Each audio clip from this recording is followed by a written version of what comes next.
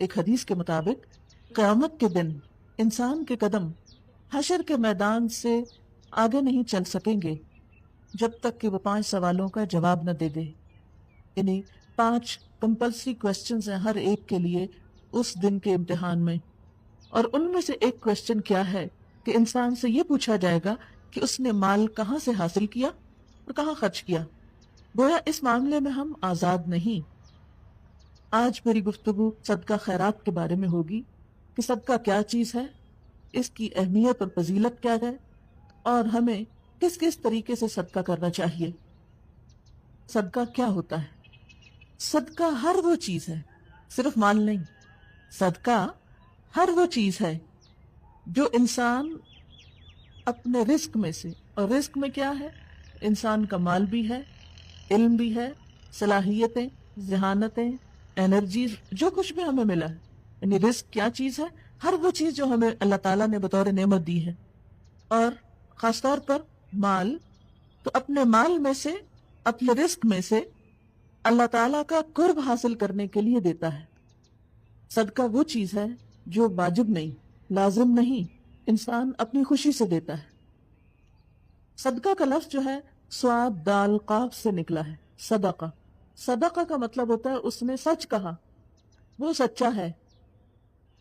یعنی جب کوئی شخص کسی کام میں مال لگاتا ہے یا وقت لگاتا ہے یا اپنا انٹرسٹ شو کرتا ہے کسی بھی طرح، تو اس کا مطلب یہ ہے کہ وہ اپنی بات میں سچا ہے، وہ اب سیریس ہے، سنجیدہ ہے. اب مثلا شادی کے وقت مرد کو مہر دینے کا حکم کیوں ہے؟ اسی وجہ سے ہے.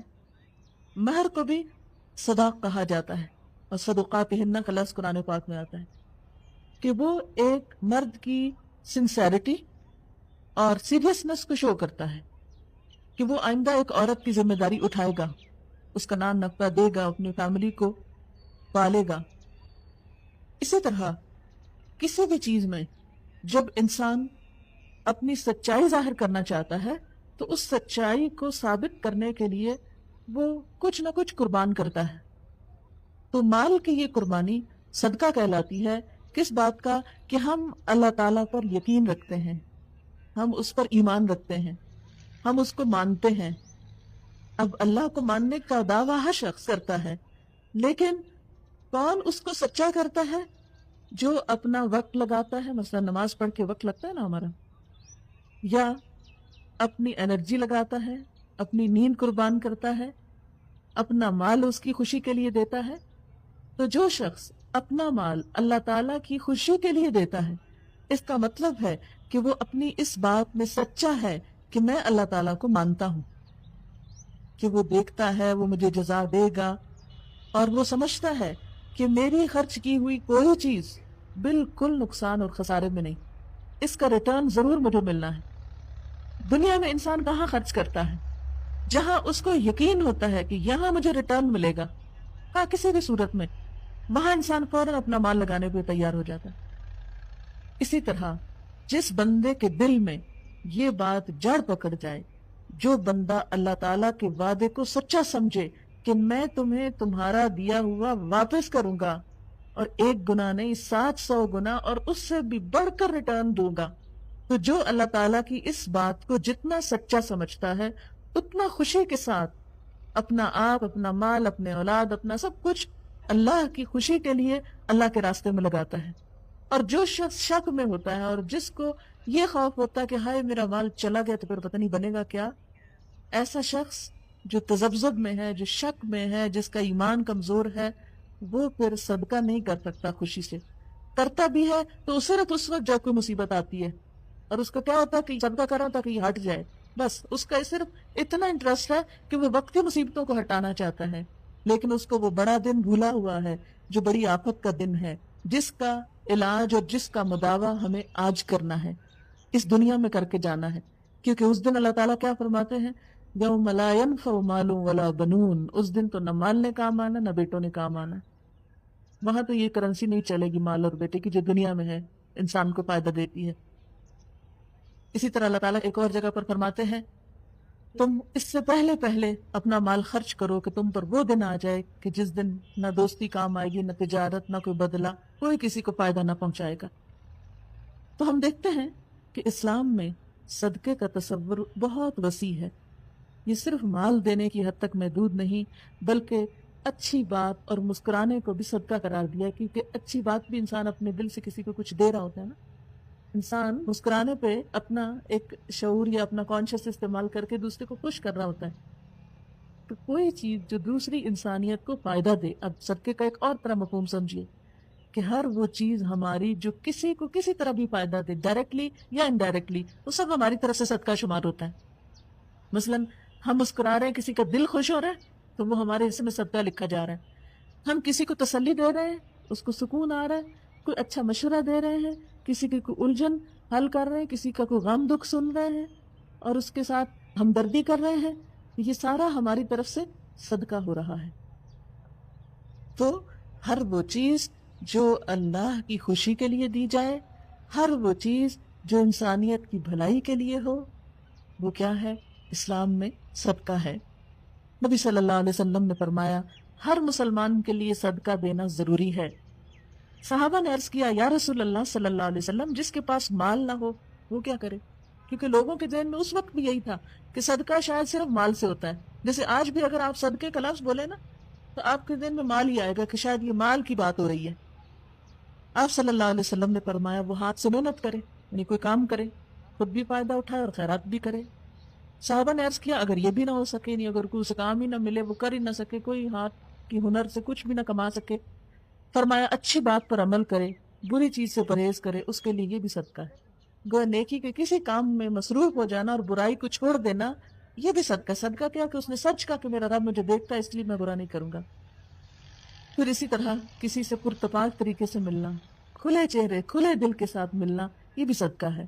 نبی صلی اللہ علیہ وسلم نے فرمایا لا تحتقرن من المعروف شیئا ولو ان تلقى اخاك بوجه طلق، تم اپنے کسی نیکی کو حقیر نہ سمجھو، چھوٹی سی نیکی کو بھی چھوٹا نہ سمجھو، خواہ اپنے بھائی سے کھلے چہرے سے ملنا ہی کیوں نہ ہو، یعنی کھلے دل کے ساتھ اور ویلکمنگ انداز میں۔ اگر انسان مال کا صدقہ دینا چاہے تو یہ ضروری نہیں ہوتا کہ بہت ڈھیروں مال ہو تو ہی وہ صدقہ کرے، بلکہ معمولی چیز کا صدقہ کرنا بھی انسان کو جہنم سے نجات دلانے کا باعث بن سکتا ہے۔ یعنی ہر کوئی اپنی حیثیت کے مطابق کرے گا۔ اصل چیز کیا ہے؟ نیت ہے، نہ کہ مقدار ہے۔ اگر کسی کے پاس زیادہ مقدار ہے تو ظاہر آٹومیٹکلی اس کا اجر بڑھ جائے گا، لیکن اگر کسی کے پاس زیادہ نہیں تو تھوڑے سے تھوڑا کرنا ہر ایک پہ لازم ہے تاکہ وہ اس کو جہنم کی آگ سے بچائے۔ تو فائدہ پھر کیا ہوا صدقہ کا کہ وہ آگ سے بچانے والی چیز ہے۔ نبی صلی اللہ علیہ وسلم نے فرمایا اتقوا النار ولو بشق تمرۃ، آگ سے بچو خواہ کھجور کا ایک ٹکڑا دے کر ہی صحیح۔ ابو ذر کہتے ہیں نبی صلی اللہ علیہ وسلم نے فرمایا ہر مسلمان آدمی پر ہر دن صدقہ ضروری ہے، یعنی یہ نہیں کہ زندگی میں ایک دفعہ کر کے انسان بے فکر ہو جائے۔ لوگوں نے کہا اے اللہ کے رسول صلی اللہ علیہ وسلم، ہمارے پاس اتنا مال کہاں کہ ہم ہر روز صدقہ کریں؟ آپ نے فرمایا کہ صدقہ کرنے اور ثواب حاصل کرنے کے ذرائع یعنی طریقے کیا ہیں؟ سبحان اللہ، الحمدللہ، اللہ اکبر، لا الہ الا اللہ، یہ پڑھنا بھی صدقہ ہے۔ اگر مال نہیں تو اپنی زبان کا صدقہ کرو، زبان سے فضول اور لغو باتیں کرنے اور دوسروں کو دکھ دینے کی بجائے کیا کرو؟ اللہ کا ذکر کر لو۔ دوسروں کو نیکی کی تلقین کرنا، کسی کو اچھی بات بتانا، گناہوں سے روکنا، راستوں سے کانٹے ہٹانا، کوئی بھی تکلیف دہ چیز ہٹانا، اگر کانٹا نہیں اور وہ پتھر پڑا ہوا تو اس کو بھی ہٹانا، کسی بہرے آدمی کو زور سے بول کے بات سنانا، یعنی جو اونچا سنتا ہے اس کو اونچا سنانا، اندھے کی رہنمائی، یہ سب ثواب کے کام ہیں۔ آدمی کو اس کے مقصد کے سلسلے میں رہنمائی کریں، ان کو مشورہ لینا ہے تو آپ اس کو بتائیں کہ فلاں چیز وہاں وہاں عموماً ہم نے کبھی نہیں سوچا ہم صدقہ کریں نا، لیکن اگر اللہ کی نیت سے، یہ نہیں کہ اچھا آج میں اگر اس کو کر لوں تو کل یہ مجھے بھی کرے، یہ نیت نہ ہو اس کے پیچھے، بلکہ ایک میرا رب مجھ سے خوش ہو، کسی کو رستہ بتا دینا، کسی کو کوئی جگہ کا بتا دینا، کسی کو کسی بھی چیز کے بارے میں کوئی گائیڈنس دینا، اور مصیبت زیادہ فریادی کی مدد کے لیے دوڑنا بھی صدقہ ہے۔ یعنی اگر کوئی پکار رہا ہے، میں ڈوب رہا ہوں، تو اس کو آگے بڑھ کے نکالنا اس مصیبت سے، یہ کپڑا پھنس گیا، ہاتھ کسی چیز میں آ گیا، کوئی جل گیا، کوئی مطلب اینی کائنڈ آف ہیلپ، کسی کمزور کے بوجھ کو جو اس سے نہ اٹھتا ہو، یعنی کسی کا سامان اٹھا کے اسے ہاتھ یا سر پہ اٹھا لینا، یہ بھی صدقہ کہلاتا ہے۔ بس یہ سب کا سب تیری طرف سے تیرے نفس پہ صدقہ ہے۔ یعنی اگر مال نہیں تو ڈفرنٹ قسم کی خدمت خلق کے کام جو ہیں صدقہ ہے۔ نبی صلی اللہ علیہ وسلم نے فرمایا کوئی مسلمان درخت لگائے اور اس کے پھلوں سے چڑیاں کھائیں یا غریب آدمی کھا لے تو اس کا ثواب اسے ملے گا. ہاں وہ خود بہت بھی ہو گیا پر اس کو صدقہ جاریہ کہتے ہیں کہ ہمارے کسی عمل سے ہمارے مرنے کے بعد انسانیت کو بھلائی پہنچے، ہاں وہ ایک درخت ہی کیوں نہ ہو. اسی طرح باغ کے پھلوں کو چور لے گئے، کسی نے چھین لیا، یہ سب اس کے نامہ اعمال میں بطور صدقہ کے قیامت تک لکھا جائے گا. یعنی چاہے کوئی اچھا لے یا برا لے کسی نے بھی فائدہ اٹھایا. حتیٰ کہ ایک حدیث میں آتا ہے کہ اگر کسی کھیت سے کوئی چڑیا چگ جاتی ہیں تو بھی لگانے والے کے حصے میں وہ صدقہ لکھ لیا جاتا ہے. ورنہ تو انسان کا غم کے مارے برا حال ہو جاتا ہے، یہ لے گیا، وہ کر گیا، وہ کر گیا. نہیں، جو کچھ بھی آپ سے گیا کسی کا فائدہ ہو گیا، بھلا ہو گیا، بس اب آپ اس پر صبر کر کے اس کو اللہ کی رضا کی نیت سے بھول جائیں، اور اس سے انسان کے اپنے دل کو ایک سکون بھی آ جاتا ہے، اور وہ چھوٹے چھوٹے غم اور دکھ اور پریشانیوں پہ ساتھ ہلاک نہیں ہوتا رہتا. انسان کی جان بڑی قیمتی چیز ہے، چھوٹی چھوٹی چیزوں پہ اسے گھلانا نہیں شروع کر دینا چاہیے. نہیں، بہت سے لوگوں کی عادت ہوتی ہے نا، قطرے قطرے کے نقصان کے اوپر ان کی ساتھ جان جاتی ہے، ساتھ کڑتے ہیں، ساتھ پریشان ہوتے ہیں، اور اس طرح نتیجہ کیا ہوتا ہے؟ اپنے آپ کو نقصان دے رہے ہوتے ہیں. اور ایک اچھی نیت کیا ہے، ایک اچھی سوچ کیا ہے؟ چلو کوئی نہیں، جو بھی لے گیا کسی کا بھلائی چاہیے، مجھے نہیں ملا چلو کسی کو ملا، کسی کو تو گیا، بس یہ نیت کرنے کی دیر ہے انسان اپنا غم بھی بھولے گا اور اس کے ساتھ ساتھ دوسرے کو بھی فائدہ پہنچ جائے گا اور اس کے نامہ اعمال میں نیکی لکھ دی جائے گی. نبی صلی اللہ علیہ وسلم نے فرمایا، اللہ تعالیٰ نے فرمایا اے ابن آدم انفق انفق علیکا، اے آدم کے بچوں تم خرچ کرو میں تم پہ خرچ کروں گا، تم دوسروں کو دو میں تمہیں دوں گا. انسٹنٹ فائدہ دینے کا، کہ تم دینے والے بنو، دنیا میں بھی دوں گا. آپ صلی اللہ علیہ وسلم نے فرمایا جس نے حلال کمائی سے ایک کھجور برابر بھی خیرات کی، اور اللہ تعالیٰ حلال کمائی ہی کی خیرات قبول کرتا ہے، تو اللہ تعالیٰ اسے اپنے دائیں ہاتھ سے لیتا ہے اور خیرات کرنے والوں کے لیے اس خیر کو اس طرح بڑھاتا رہتا ہے جیسے تم میں سے کوئی اپنے بچھیرے کی پرورش کرتا ہے، یہاں تک کہ ایک لقمہ پہاڑ کے برابر ہو جاتا ہے. دنیا میں تو اگر آپ کہیں ایک لقمہ رکھ کے آئیں تو جائیں گے تو ایک ہی ملے گا آپ کو، وہ نہیں بڑھتا خود سے خود. لیکن اللہ تعالیٰ کے ہاں وہ ایک لقمہ جو آپ نے کسی غریب کو دیا، وہ لقمہ کیا چیز ہے؟ ایک کھجور، ایک چیز جو ایک دفعہ میں انسان منہ میں لے لے، تو وہ اللہ تعالیٰ کے ہاں ایک نہیں رہتا، وہ ملٹی پلائی ہونا شروع ہو جاتا ہے. بس شرط یہ ہے کہ حلال کمائی اور دل کے خلوص سے دی ہوئی چیز ہو، کہ کسی بندے کے اوپر احسان جتانا نہ ہو، کسی سے اس کا ریوارڈ نہیں چاہیے، کسی کی تعریف نہیں چاہیے، کوئی شہرت نہیں چاہیے، کچھ نہیں چاہیے. بس میرا رب خوش ہو جائے، اس نے مجھے دیا ہے نا تو میں بھی اس کو خوش کرنے کے لیے اس کے نام پر کسی کو دوں. جب انسان ایسا کرتا ہے تو اللہ تعالیٰ ایسے صدقے کو اتنا بڑھاتا ہے، اتنا بڑھاتا ہے کہ قیامت کے دن ایک ایک لقمہ پہاڑ برابر اجر ہو کر واپس ملے گا انسان کو. حضرت ابن عباس سے روایت ہے، نبی صلی اللہ علیہ وسلم نے فرمایا صدقہ کرنے سے مال کم نہیں ہوتا. جب کوئی بندہ صدقے کا مال سائل کو دینے کے لیے ہاتھ بڑھاتا ہے تو سائل کے ہاتھ میں پہنچنے سے پہلے اللہ کے ہاتھ میں پہنچ جاتا ہے. یعنی مثال کے طور پر اگر کسی نے کچھ مانگا ہے اور آپ اس کو دینے لگے ہیں، یہ دے رہے ہیں، ابھی لینے والے کے مانگنے والے کے ہاتھ میں نہیں پہنچا، بس آپ نے ہاتھ آگے ہی کیا، اللہ تعالیٰ اس سے پہلے اسے قبول کر لیتا ہے، وہ لے لیتا ہے اس کو. یعنی وہ ریکارڈ میں لکھ لیتا ہے اس بندے نے اتنا دیا، اس کا آپ بڑھاؤ. Just like a bank. اور کوئی بینک بھی لقمے کو پہاڑ بنا کے نہیں دیتا آپ کو، لیکن اللہ تعالیٰ کا جو آخرت انویسٹمنٹ بینک ہے وہاں نیک نیتی کے ساتھ جو ڈپازٹس ہوتے ہیں وہ اسی طرح بڑھتے ہیں. نبی صلی اللہ علیہ وسلم نے فرمایا جو شخص اپنی غربت اور مفلسی کے باوجود، یعنی فقیر ہے خود، اس کے باوجود اپنے تھوڑے مال میں سے کچھ اللہ کی راہ میں خرچ کرے گا، کیونکہ بعض اوقات لوگ کہتے ہیں نا یہ تو امیروں کا کام ہے، وہ دیں، ہم کیا دیں، ہمارے حصے میں تو نہیں. فرمایا جو غربت کے باوجود اللہ کی راہ میں دے گا اس کو امیر آدمی کے بہت سے مال سے بھی زیادہ ثواب ملے گا، کیونکہ اس نے بڑی مشکل حالات میں دیا ہے. ایک شخص کے پاس اگر زیادہ ہے تو ٹھیک ہے، وہ جتنا دے گا وہ اور بڑھے گا، لیکن اگر کسی نے تھوڑا دیا اس لیے کہ اس کے پاس ہے ہی تھوڑا. مثلا اگر آپ دیکھیں کہ کسی کے پاس 100 درہم ہے تو اس میں سے اس کے لیے ایک بھی نکالنا مشکل ہوتا ہے، لیکن اگر کسی کے پاس 1000 ہے تو اس میں سے ایک نکالنا مشکل نہیں ہوتا. تو اب اگر 100 میں سے ایک کوئی نکالے گا تو اس کا اجر 1000 میں سے ایک نکالنے والے کے مقابلے میں بڑھ جائے گا، کیونکہ اللہ تعالیٰ کوانٹٹی نہیں دیکھتے، وہ کوالٹی دیکھتے ہیں، اور انسان کا حال یہ دیکھتے ہیں کہ اس نے کس مشکل سے نکالا ہے. اس کے پاس ہے ہی تھوڑا، یہ اتنا ہی دے سکتا ہے. وہ جنگ تبوک کا واقعہ نا کہ جب حضرت ابوبکر صدیق رضی اللہ تعالیٰ نے اپنے پورے گھر کا سامان لائے تھے، حضرت عمر اپنا آدھا سامان لائے تھے، لیکن ایک صحابی جو ساری رات یہودی کا کنواں چلاتے رہے اور ایک مٹھی کھجوریں ملی، وہ سویرے آئے اور وہ ایک مٹھی دے گئے۔ آپ صلی اللہ علیہ وسلم نے اس مال کو سارے مال کے اوپر رکھا اور کہا باقی سب ایک طرف اور یہ ایک مٹھی کھجوریں ایک طرف، کیونکہ اس نے بڑی مشقت سے کمائی ہیں۔ اس لیے جب انسان مشکل حالات میں بھی صدقہ کرتا ہے تو اللہ تعالیٰ کے نزدیک بہت زیادہ قدر پاتا ہے۔ اسی طرح انسان اگر دوسروں کی طرف سے صدقہ کرتا ہے تو دوسروں کو بھی ثواب ملتا ہے اور خود کو بھی ملتا ہے، اللہ تعالیٰ اس کا ثواب دگنا کر دیتے ہیں۔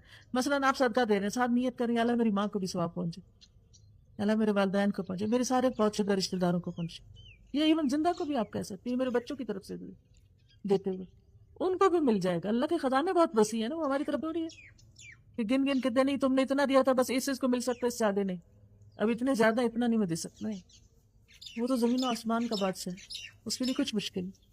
تو جب آپ دیتے ہیں دوسرے کی طرف سے تو اس کو بھی ملتا ہے، یا یہ جو مال شوہر کا ہے اور اس نے آپ کو دے رکھا کہ آپ بھی دیں تو شوہر کو ملے گا، اور آپ کے ہاتھ سے جا رہا تو آپ کو بھی ملے گا اس کا اجر۔ آپ صلی اللہ علیہ وسلم نے فرمایا کسی کے مال سے مالک کی اجازت سے دوسرا شخص اپنے ہاتھ سے صدقہ کرے تو اسے بھی مالک کے برابر ثواب ملے گا اور مالک کے ثواب میں کوئی کمی نہ ہوگی۔ مثلاً آپ اپنی کسی بہن کے گھر میں ہیں یا بھائی کے گھر میں ہیں یا پیرنٹس کے گھر میں ہیں، کوئی فقیر آ جاتا ہے، اب آپ نے اٹھا کے فقیر کے ہاتھ میں دیا تو جتنا مالک کو ثواب ملا آپ کے ہاتھ کے دینے کی وجہ سے اتنا ہی آپ کو بھی ساتھ مل گیا۔ اسی لیے قرآن پاک میں آتا ہے من یشفع شفاعۃ حسنۃ یکن لہ نصیب منہا، جس نے کسی کی اچھی سفارش کی، اچھے کام کے لیے کسی کو کہا، اس کو بھی اس میں سے حصہ ملے گا، اس کو بھی ساتھ ہی اتنا اجر مل جائے گا۔ اسی لیے حضور صلی اللہ علیہ وسلم کا ایک بڑا دلچسپ طریقہ تھا، آپ مجلس میں جیسے بیٹھے ہوتے تھے، سیکھ سکھا رہے ہوتے تھے، تو کوئی اگر آتا تھا آپ سے کچھ اپنی حاجت لے کے کچھ مانگنے کے لیے تو آپ صلی اللہ علیہ وسلم صحابہ سے کہتے تھے تم اس کی سفارش کرو، پھر اللہ نے جو دلوانا ہوگا مجھ سے میں دوں گا، تم سفارش کرو۔ کیوں؟ تاکہ تم محروم نہ رہ جاؤ، تمہیں بھی اجر مل جائے، تمہیں یہ کہنے کا اجر مل جائے گا کہ اللہ کے رسول صلی اللہ علیہ وسلم اس کو فلاں چیز دے دیں۔ اس سے آپ صلی اللہ علیہ وسلم کا ایک اور اتنا پیارا طریقہ سامنے آتا ہے کہ آپ سب کو ساتھ لے کے چلتے ہیں، ورنہ آپ یہ بھی تو کر سکتے تھے ٹھیک ہے مجھ سے مانگا میں دے رہا ہوں بس ختم، نہیں، صحابہ پاس بیٹھے ان کو کہا اچھا تم بھی کہو، ان کو نیکی کمانے کا چانس دیتے ہیں۔ اسی لیے آپ کو وَكَانَ بِالْمُؤْمِنِينَ رَحِيمًا کہا گیا نا کہ آپ مومنوں پہ بہت مہربان تھے، ان کو نیکی کمانے کے موقع دیتے تھے۔ یہ بھی کسی کی مہربانی ہوتی ہے کہ وہ ہمارا دھیان کرائے اس چیز کی طرف کہ دیکھو یہ کر لو۔ بعض اوقات کیا ہوتا ہے ہم کچھ کرنے لگتے ہیں تو لوگ کہتے ہیں نہیں نہیں نہیں کوئی ضرورت نہیں کرنے کی، الٹا ہمیں کٹ ڈاؤن کرتے ہیں، وہ کام نہیں کرنے دیتے۔ اور عام طور پر صدقہ خیرات میں ہی کوئی نہ کوئی بیچ میں آ کے رکاوٹ بنتا ہے۔ آپ مشورہ کریں میں شوہر سے، آپ مشورہ کریں بھائی سے، یہ کہیں کہ تم پاگل ہو گئی ہو، نہیں کرنے دیتے۔ حالانکہ ایک دوسرے کو نیکی کے کاموں پہ انکریج کرنا چاہیے، ہاں یہ الگ بات ہے کہ ہر چیز ایک لمٹ کے اندر ہونی چاہیے۔ حضرت ابو ذر سے روایت ہے کہ میں نبی صلی اللہ علیہ وسلم کے ساتھ مدینے کی سنگریزے یعنی ہارڈ زمین پہ چل رہا تھا، احد پہاڑ ہمارے سامنے آ گیا۔ آپ نے فرمایا ابو ذر، میں نے کہا لبیک یا رسول اللہ صلی اللہ علیہ وسلم۔ آپ نے ارشاد فرمایا مجھے یہ بات پسند نہیں کہ میرے پاس احد پہاڑ کے برابر سونا ہو، پھر مجھ پہ 3 دن ایسے گزرے کہ ان میں سے 1 دینار میرے پاس موجود ہو۔ اتنا بڑا دل تھا آپ کا، اگر مجھے احد جتنا سونا مل جائے تو میں 3 دن سے پہلے اسے اللہ کے راستے میں دے دوں، ہاں صرف اتنا جسے میں قرض کی ادائیگی کے لیے سنبھال کر رکھ لوں، بچاؤں گا تو صرف قرض ادا کرنے کے لیے، مگر میں اسے اللہ کے بندوں میں اس طرح اور اس طرح اور اس طرح تقسیم کروں، یعنی خوب خوب دوں، اپنے دائیں اپنے بائیں اپنے پیچھے کی طرف آپ نے اشارہ فرمایا۔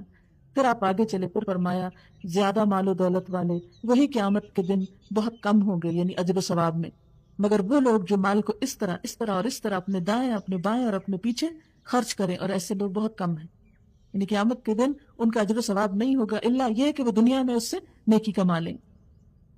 میں ایک مندر کو تھی تو انہوں نے ہمیں ایکسپلین کیا کہ یہ مندر بنا کیسے نا، میں زیادہ انٹرسٹڈ تھی کہ وہ مجھے اپنے ریچولز کے بارے میں بتائیں، وہ انٹرسٹڈ تھے کہ ہم مندر کے بارے میں بتائیں پہلے، تو میں نے کہا کہ ٹھیک ہے آپ بتائیں۔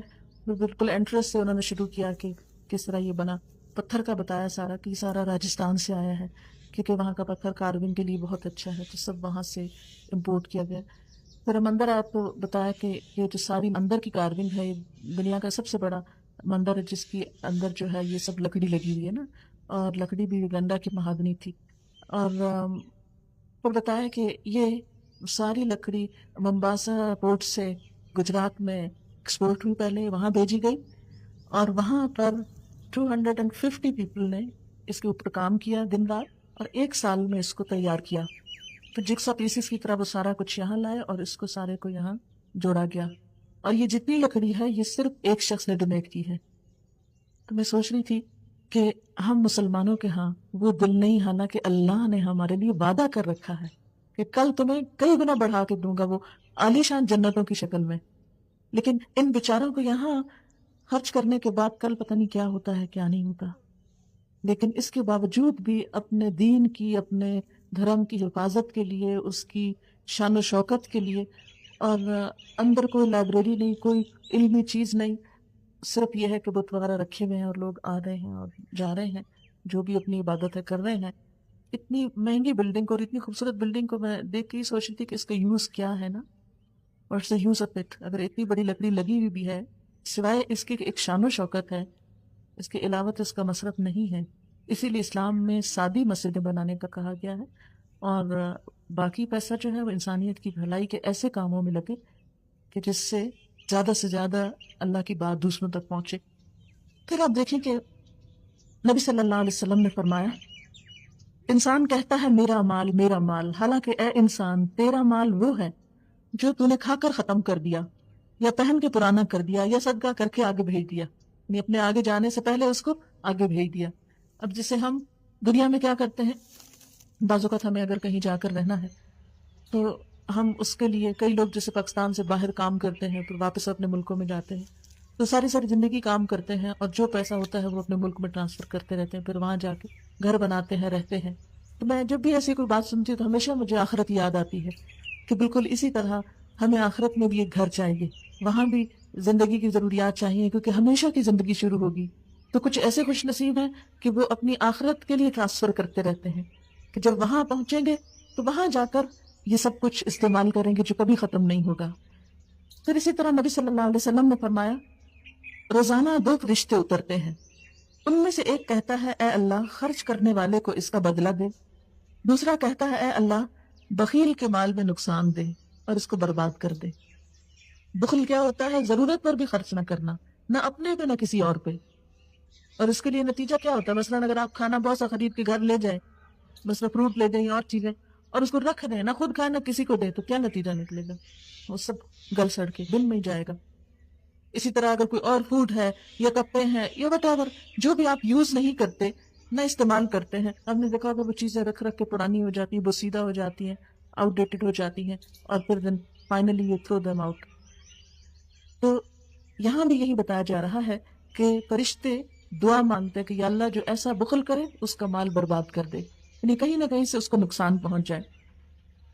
اب یہ کہ صدقے کی قسمیں کیا ہیں؟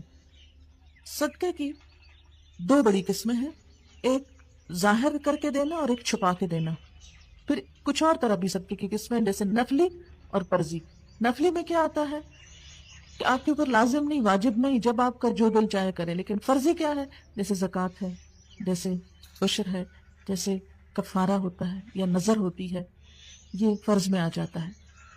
قرآن پاک میں اللہ تعالیٰ فرماتے ہیں ان تبدوا الصدقات فنعما ہی، اگر تم ظاہر کر کے بھی صدقہ دو تو کتنا اچھا ہے وہ بھی، یعنی دکھاوا کر کے نہیں. اس کا مطلب یہ کہ سب کے سامنے بھی دے سکتے ہو. وائے؟ اس لیے کہ دوسروں کو بھی شوق آئے گا. بعض اوقات ہمیں خود نہیں خیال آتا، جب کوئی کرتا تو ہم کہتے ہیں ہم تو پیچھے رہ گئے، ہم بھی کر لیں. تو ہمیں دیکھ کے کوئی اور کرے گا تو اس کا کیا ہوگا؟ ان سب کا اجر بھی ہمیں ملے گا، کیونکہ ہم نے پہل کیوں، کہتے ہیں نا پانی کا پہلا قطرہ. اور ان تخفوها، اور اگر تم اسے چھپا کے دو، وتؤتوها الفقراء، اور اس کو فقراء کو دو، فهو خیر لکم، تو وہ بھی تمہارے لیے اچھا ہے. ویکفر عنکم من سیئاتکم، اور تمہاری بعض خطائیں گناہ تم سے دور کر دے گا. گویا صدقہ جو ہے وہ گناہوں کو دور کرنے کا ذریعہ بنتا ہے، جیسے بلاؤں کو دور کرنے کا ذریعہ بنتا ہے. اچھا، دوسری آیت میں پتہ چلتا ہے الذین ينفقون اموالهم باللیل والنہار سرا وعلانیۃ فلہم اجرہم عند ربہم ولا خوف علیہم ولا ہم یحزنون. جو لوگ دن اور رات کھلے اور چھپے اپنے مال خرچ کرتے ہیں تو ان کے لیے ان کے رب کے پاس اجر ہے، ان پر نہ کوئی خوف ہوگا نہ وہ غمگین ہوگے. دن اور رات کا فرق کیا ہے؟ دن کو تو نظر آتی چیز رات کو چھپ جاتی ہے، اور پھر چھپا کے اور دکھا کے دونوں طرح. جب ہم قرآن پاک کی اور احادیث کی مختلف چیزوں کو پڑھتے ہیں تو پتہ یہ چلتا ہے کہ وہ مال جو آپ کسی انسان کو دیتے ہیں اسے چھپا کے دینا چاہیے، کیونکہ یہ کہا گیا نا اگر تم اس کو چھپاؤ اور فقراء کو دو تو مراد اس سے کیا ہے کہ جب کسی ضرورت مند کو دو تو چھپا کر دو، کیوں؟ تاکہ اس کی عزت نفس کو نقصان نہ ہو۔ لیکن جب کسی پرسن کو نہیں دے رہے، کسی کاز کو دے رہے ہیں، مثلا مسجد بنانے کے لیے دے رہے ہیں، یا کسی مثلا جہاد فی سبیل اللہ میں دے رہے ہیں، یا کسی بھی چیریٹی کے کام میں جو کسی ایک شخص کے نام نہیں ہے بلکہ کیا ہے، ایک اوپن چیز ہے، تو اس میں اگر انسان دکھا کے دے تو وہ زیادہ بہتر ہے تاکہ اوروں کو بھی شوق آئے۔ نمبر 2، زکوٰۃ انسان بے شک دکھا کے دے، لیکن جو نفلی صدقہ ہے وہ چھپا کر دے۔ جیسے مثال کے طور پر نفلی نمازیں کیا ہیں، تہجد وغیرہ، اس کا بہت ذکر نہیں کرنا چاہیے، چھپا کے کرنا چاہیے۔ اسی لیے نبی صلی اللہ علیہ وسلم نفل گھر پہ پڑھنا پسند کرتے تھے اور فرض نمازیں مسجد میں پڑھتے تھے۔ تو فرض جیسے زکوٰۃ، نظر وغیرہ ہے، یہ دکھا کے، اور نفل چھپا کے، کیونکہ وہ انسان کہتے ہیں نا کہ دایاں ہاتھ اس طرح دے کہ بائیں کو پتہ نہ چلے، ایسا شخص اللہ تعالیٰ کے عرش کے سائے تلے ہوگا قیامت کے دن۔ اللہ تعالیٰ بھی اس کو اپنی پروٹیکشن میں لے گے قیامت کے دن، کیونکہ دنیا میں وہ دوسروں کے لیے پروٹیکشن کا سبب بنا تھا۔ حضرت ابو ہریرہ کہتے ہیں نبی صلی اللہ علیہ وسلم نے فرمایا، اللہ تعالیٰ 7 قسم کے آدمیوں کو اپنے عرش کے سائے تلے جگہ دے گا جس دن اس کے سائے کے علاوہ کوئی سایہ نہ ہوگا۔ نمبر 1، انصاف کرنے والا حاکم۔ نمبر 2، وہ نوجوان جس نے جوانی عبادت میں گزاری۔ نمبر 3، وہ شخص جس کا دل مسجد میں لگا رہتا ہے، یعنی اس کو مسجد سے محبت ہے۔ آج جو ٹیمپل میں گئی تو چھوٹے چھوٹے کچھ بچے بھی تھے جو کچھ پڑھ رہے تھے، تو میں نے پوچھا کہ یہ کون ہے، تو کہنے لگے کہ ان کی ہالیڈیز ہیں اور یہ والنٹیئر کرتے ہیں یہاں۔ میں نے کہا ہمارے بچے تو مسجد میں والنٹیئر کرنے نہیں جاتے، نہ کوئی صفائی کرنے جاتے ہیں، نہ کوئی اور خدمت کرنے جاتے ہیں، نہ کوئی کام کرنے جاتے ہیں۔ ہمیں وقت ہی نہیں کہ ہم وہاں بھی کسی وقت لے جاؤ، بچوں وہاں چلیں، چل کے تو اللہ کے گھر کو صاف کر کے آئیں، تھوڑا سا ہم بھی اپنا حصہ ڈال کے آئیں، مینولی کچھ کر کے آئیں۔ صرف پیسہ ہی دے دینا کوئی بات نہیں ہوتی، اپنی جان بھی تو کبھی دینی چاہیے، اپنا آپ بھی تو کبھی لگانا چاہیے۔ پھر اسی طرح وہ 2 شخص جنہوں نے اللہ کی خاطر محبت کی، اللہ کی خاطر ہی مل بیٹھے اور اللہ ہی کی خاطر جدا ہوئے، یعنی جن لوگوں کی محبت اور دوستی صرف اللہ کی خاطر، دنیا کا کوئی لالچ اور غرض بیچ میں نہ ہو، تو وہ 2 لوگ جنہوں نے اللہ کی خاطر محبت کی، اللہ کی خاطر مل کے بیٹھے، اللہ کی خاطر جدا ہوئے، ایسے لوگ بھی قیامت کے دن اللہ کے سائے تلے ہوں گے۔ کیونکہ دنیا میں عموماً دوستیاں اور تعلقات مفادات کے لیے ہوتے ہیں، عموماً کانٹیکٹس کیوں بڑھاتے ہیں لوگ کہ کوئی فائدے اٹھائیں۔ جو شخص اس لالچ کے بغیر کانٹیکٹ رکھتا ہے کسی سے، صرف اللہ کی محبت میں کہ کسی کے پاس بیٹھ کر میں اللہ کو یاد کر سکتا ہوں، اللہ کی محبت میرے اندر اضافہ ہوتی، دنیا کی کوئی غرض اور لالچ اس کے پیچھے نہیں ہے، تو ایسا شخص جو ہے وہ بھی قیامت کے دن اللہ کے عرش کے سائے تلے ہوگا۔ نمبر 5، وہ مرد جسے کسی مرتبے والی حسین و جمیل عورت نے بدکاری کے لیے بلایا اور اس نے کہا میں اللہ سے ڈرتا ہوں، یعنی کسی عورت نے اپنا آپ آفر کیا لیکن اس نے انکار کر دیا۔ نمبر 6، وہ شخص جس نے اللہ کی راہ میں یوں چھپا کے صدقہ دیا کہ دائیں ہاتھ نے جو دیا بائیں کو پتہ بھی نہ چلا۔ اور نمبر 7، وہ شخص جس نے تنہائی میں اللہ کو یاد کیا پھر اس کی آنکھوں سے آنسو بہہ نکلے، یعنی اس میں کوئی دکھاوا نہیں ہوتا نا، جب آپ اکیلے بیٹھ کے اللہ کو یاد کر کے روئیں کہ اللہ تو مجھ کو معاف کر دے، یا آخرت کے ڈر سے، یا whatever، اللہ کی عظمت سے، یہ شکرانے کے آنسو۔ ہمارے آنسو عام طور پر کب ہوتے ہیں؟ جب ہمیں کوئی غم یا دکھ ہوتا ہے، دنیا کی کوئی پریشانی تھی پھر ہم ضرور روتے ہیں، آخرت کی پریشانی کے لیے دنیا میں کوئی نہیں روتے ہم، یا اللہ کی نعمتیں جو ہم کو ملی ہیں اس کے شکرانے کے طور پر نہیں روتے۔ حضرت انس بن مالک کہتے ہیں نبی صلی اللہ علیہ وسلم نے فرمایا، جب اللہ نے زمین کو پیدا کیا تو وہ ہچکولے کھا رہی تھی، ہل جل رہی تھی، پھر اللہ نے پہاڑ اس پہ پیدا کیے تو اس کو تھاما، یعنی پہاڑوں کا وزن ڈال کر اس کو بیلنس کیا، چنانچہ وہ ٹھہر گئی۔ فرشتوں نے دیکھا کہ پہاڑ اتنی مضبوط چیز ہے، بڑے حیران ہوئے، پوچھنے لگے اے اللہ تعالیٰ کیا پہاڑوں سے بھی سخت کوئی چیز ہے؟ اللہ تعالیٰ نے فرمایا جی ہاں، لوہا۔ فرشتے کہنے لگے کوئی چیز لوہے سے بھی سخت ہے؟ فرمایا ہاں، آگ، کیونکہ آگ لوہے کو پگھلا لیتی۔ فرشتے کہنے لگے پروردگار کوئی چیز آگ سے بھی سخت ہے؟ فرمایا ہاں، پانی، کیونکہ پانی آگ کو بجھا دیتا ہے۔ فرشتے کہنے لگے پروردگار کوئی چیز پانی سے بھی سخت ہے؟ فرمایا ہاں، ہوا، کیونکہ ہوا جو ہے وہ پانی کو بھی لے جاتی ہے، جیسے بادل۔ فرشتے کہنے لگے پروردگار کوئی چیز ہوا سے بھی سخت ہے؟ فرمایا ہاں، وہ انسان جو صدقہ اس طرح دے کہ دائیں ہاتھ سے دے تو بائیں کو پتہ ہی نہ ہو۔ ایسے انسان کا ایمان حقیقت میں مضبوط ہے جو کسی دکھاوے کے بغیر، ورنہ ہمارا حال کیا ہوتا ہے، ذرا بھی کسی کو دے بیٹھے تو کہیں نہ کہیں تو ضرور منشن کریں، ہو سکتا ہی نہیں کہ وہ دل میں ٹکے، یہ کوئی صدقہ ایسا ہو کہ جس کا صرف ہمیں پتا ہو اور ہمارے علاوہ کسی کو خبر نہ ہو، کوئی نہ کوئی بہانہ ڈھونڈ لیں گے اور اس کا ذکر کریں گے۔ تو ایسا انسان جو اپنے دل کی بات دل میں نہ رکھ سکے وہ کچا انسان ہے نا۔ ہواؤں سے اور پہاڑوں سے اور ہر چیز سے زیادہ مضبوط فیت تو اسی کا ہے جو صرف اللہ پہ یقین رکھتا ہے اور سمجھتا ہے کہ میرا دیا ضائع نہیں ہوگا، خواہ کسی کو نہ ہی خبر ہو۔ پھر یہ ہے کہ صدقہ دے کے احسان نہیں جتانا چاہیے کسی پر۔ اللہ تعالیٰ فرماتے ہیں یا ایھا الذین آمنوا لا تبطلوا صدقاتکم بالمن والاذی، اے لوگو جو ایمان لائے ہو اپنے صدقوں کو احسان جتا کے اور دکھ دے کے ضائع نہ کرو۔ کالذی ينفق مالہ رئاء الناس، اس شخص کی طرح جو اپنا مال محض دکھاوے کے لیے خرچ کرتا ہے، ولا یؤمن باللہ والیوم الآخر، اور وہ اللہ اور یوم آخرت کو مانتا ہی نہیں۔ خواہ وہ زبان سے کہتا ہوں میں مانتا ہوں، اللہ تعالیٰ نہیں، اگر تم مانتے ہوتے تو پھر دے کے یوں احسان نہ جتاتے۔ کیوں؟ اس لیے کہ تم نے تو اللہ کی خاطر دیا ہوتا اور آخرت میں جزا پانے کے لیے دیا ہوتا، پھر تمہیں ضرورت نہ رہتی یہ احسان جتانے کی۔ نبی صلی اللہ علیہ وسلم نے فرمایا 3 قسم کے لوگ ایسے ہیں جن سے اللہ تعالیٰ قیامت کے دن بات بھی نہیں کرے گا، نہ ان کی طرف نظر رحمت سے دیکھے گا، نہ ان کو پاک کرے گا۔ نمبر 1، احسان جتانے والا شخص، دوسروں کو ٹارچر کرے، کچھ کر کے اس کے ساتھ پھر اس کو ذلیل کرے دوسروں میں۔ نمبر 2، تکبر کی وجہ سے تہمت نیچے لٹکانے والا، یعنی کپڑا اتنا پہنے